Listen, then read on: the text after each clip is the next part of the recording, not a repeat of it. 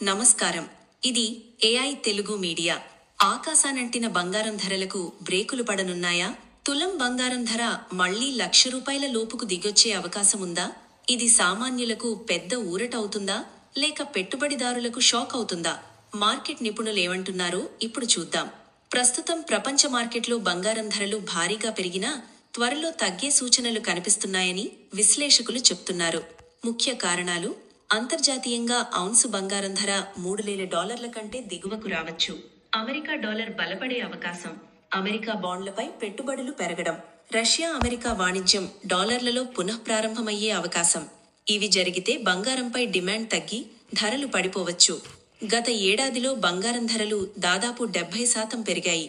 గత నెలలో తులం బంగారం ధర ₹1.80 లక్షల వరకు చేరింది. ప్రస్తుతం సుమారు ₹1.59 లక్షల వద్ద ట్రేడింగ్ జరుగుతోంది. అంతర్జాతీయ మార్కెట్లో ఔన్సు ధర $5,600 నుంచి $5,000 వరకు తగ్గింది. సెబీ నమోదు చేసిన మార్కెట్ నిపుణులు అనుజ్ గుప్తా, అమిత్ గోయల్ అభిప్రాయం ప్రకారం డాలర్ బలపడితే, అమెరికా బాండ్లకు గిరాకీ పరిగితే ఇన్వెస్టర్లు బంగారం నుంచి డబ్బును తీసుకుంటారు. అప్పుడు 2027 చివరి నాటికి ఔన్సు ధర $3,000లకు పడిపోయే అవకాశం ఉంది.